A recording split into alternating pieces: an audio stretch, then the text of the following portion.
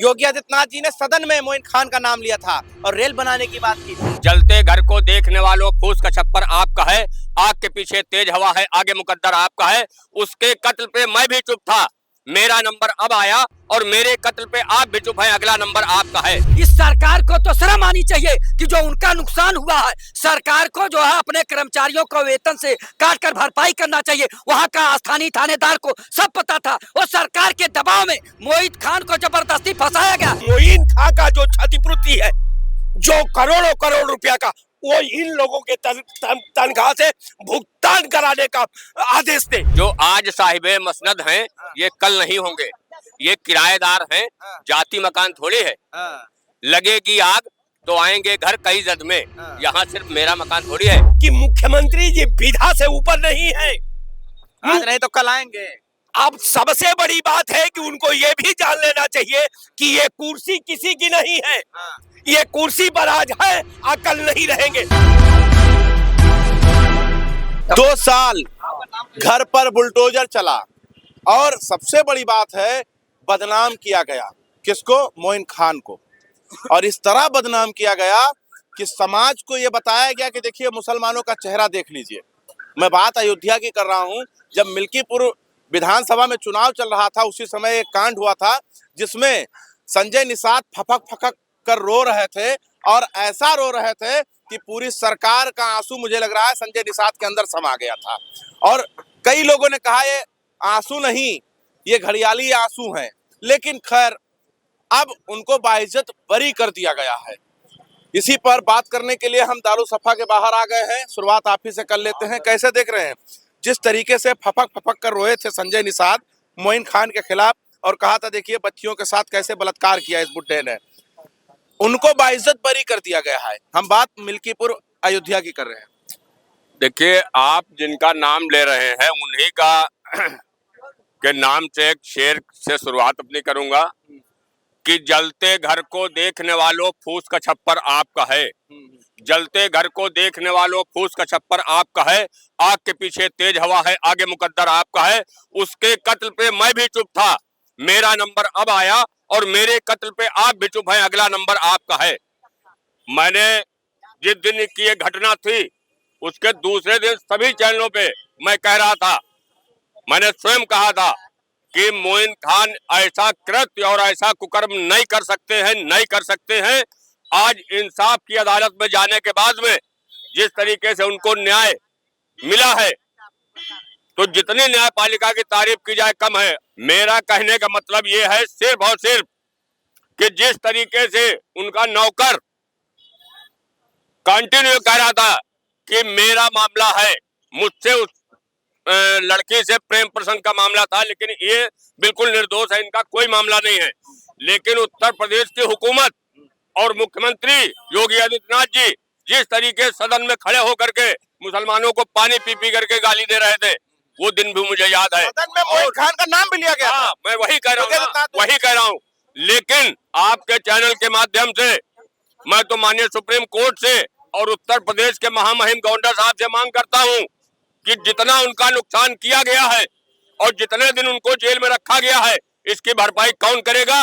पूरे उनके फैक्ट्री का, उनके बिल्डिंग का मुआवजा दे, तब जाकर के इंसाफ। सोचिए, बदनाम किया गया, गंदी गंदी शब्द इस्तेमाल किए गए, और क्या हुआ? बाइज्जत बरी।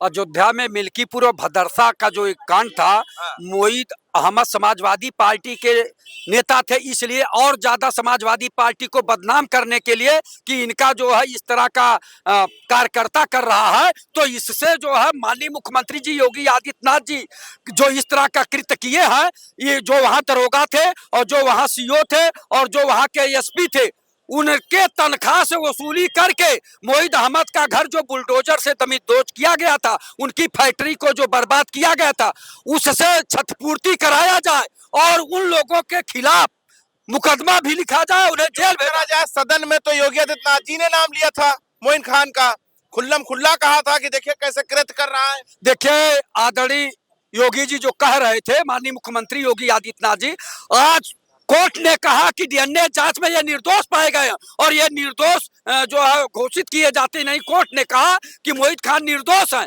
और उसके बाद अब इस सरकार को तो शर्म आनी चाहिए कि जो उनका नुकसान हुआ है सरकार को जो है अपने कर्मचारियों को वेतन से काट कर भरपाई करना चाहिए। वहां का स्थानीय थानेदार को सब पता था। वो सरकार के दबाव में मोहित खान को जबरदस्ती फंसाया गया। जब सीतापुर का वो नौकर ने मान लिया उसके कुछ संबंध थे उस बच्ची से और उसके बाद ये घटना घटी तो मोहित खान को तो जानबूझकर फंसाया गया। फैसला बाद में आया लेकिन बुलडोजर चल गया, बात खत्म है। बाबा का बुलडोजर में तेल था, चल गया। आखिर बुलडोजर में तेल था तो ये कोडीन युक्त सिरप वालों के यहाँ वो क्या तेल खत्म हो गया है जो 3000 करोड़ से ज्यादा जो है अवैध रूप से धन बनाए हुए है और 5-6 करोड़ का बिल्डिंग बनाया है। कहाँ कोडीन में चले गए, कहाँ का मुद्दा कहाँ लेके चले सुनिए, गए?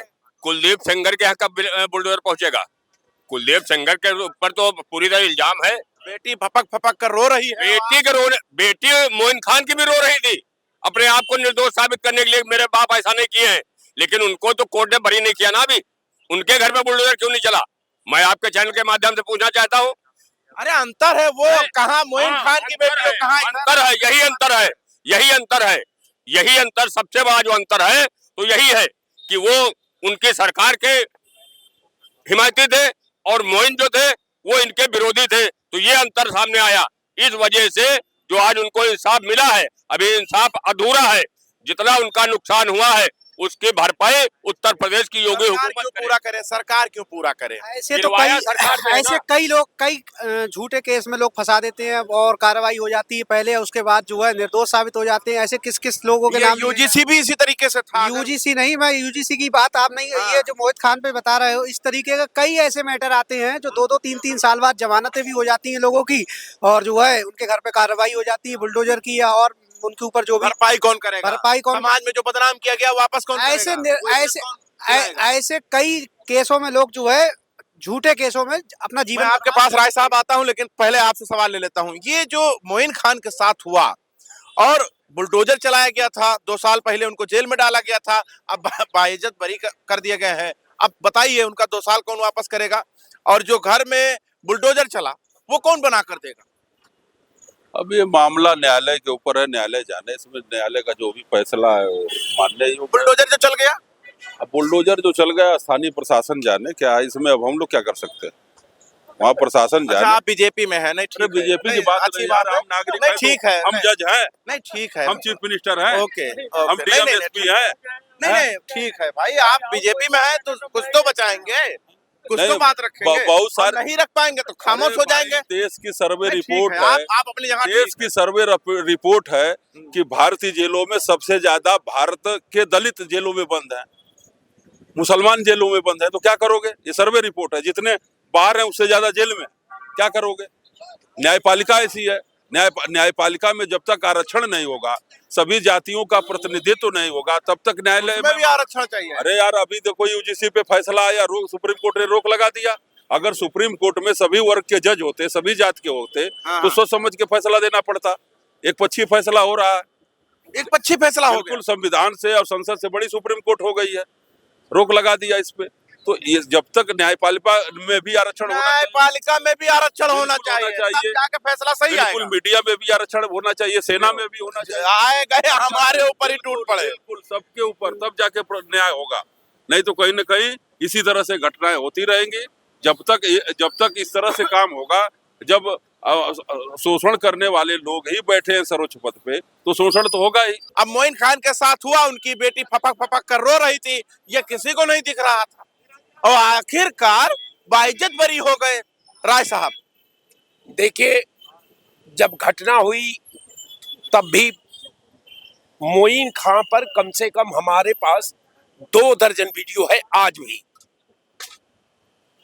मैंने कहा कि चूंकि सुप्रीम कोर्ट ने कई बार उत्तर प्रदेश विशेषकर सरकार को नोटिस में लिया था और उसने सख्त हिदायत दिया कि आप न्यायपालिका नहीं हो सकते, आप सरकार हैं। आज सरकार और न्यायपालिका में अंतर होता है, ये न्यायपालिका का मामला है। लेकिन जब न्यायपालिका का सुप्रीम कोर्ट का जज अगर मुख्यमंत्री हो जाए, उसका सिस्टम हो जाए, उसके लोग हो जाए, तब फिर अल्लाह मालिक है कि आखिर इस विधा का क्या होगा। अब आ गया मोइन खान का मामला। मोइन खान पर अपराध लगाया गया, इसलिए उसका खता क्या था कि वो अल्लाह के दरबार में मोइन खान ने एप्लीकेशन नहीं डाला था कि हे अल्लाह हमको इस्लाम में पैदा कर दो, मुसलमान में पैदा कर दो। लेकिन जब ईश्वर का जब कृपा हुई तो मुसलमान के घर में, उसका अपराध केवल इतना था कि वो केवल मुसलमान के घर में पैदा था। उसके ऐसा नहीं है राय साहब, आप कहाँ इसको मुसलमान एंगल दे रहे हैं? देखे मतलब आप कुछ भी कह देंगे हम परोस देंगे। नहीं नहीं, आप मत परोसिए कि उत्तर प्रदेश सरकार के जिला प्रशासन जिस सेक्रेटरी के, उत्तर प्रदेश के सेक्रेटरी के आदेश पर मोइन खां का घर गिराया गया, उसकी दुकान गिराई गई, उसका परिवार बर्बाद किया गया, उसका रोजी रोटी छीन लिया गया, 2 साल उसको जेल में बंद किया गया। न्यायालय को उसी पैरे में इन जिला प्रशासन, आईपीएस और वहां का आईएएस से लेकर के सेक्रेटरी से लेकर के जो इसमें पार्टी है उनके खिलाफ एफआईआर करने का आदेश दे। और मोइन खां का जो क्षतिपूर्ति है, जो करोड़ों करोड़ रुपया का, वो इन लोगों के तनख्वाह से भुगतान कराने का आदेश दे। ये मुमकिन नहीं है। अगर ऐसा सपना सोच रहे तो ये मुमकिन नहीं है। योगी आदित्यनाथ जी ने सदन में मोइन खान का नाम लिया था और रेल बनाने की बात की थी। बिल्कुल, आप रेल बना दीजिए, आप अपने पर इतना गुमान मत करो यार। सबसे बड़ी बात है कि मुख्यमंत्री जी विधा से ऊपर नहीं है। आज नहीं तो कल आएंगे। अब सबसे बड़ी बात है कि उनको ये भी जान लेना चाहिए कि ये कुर्सी किसी की नहीं है।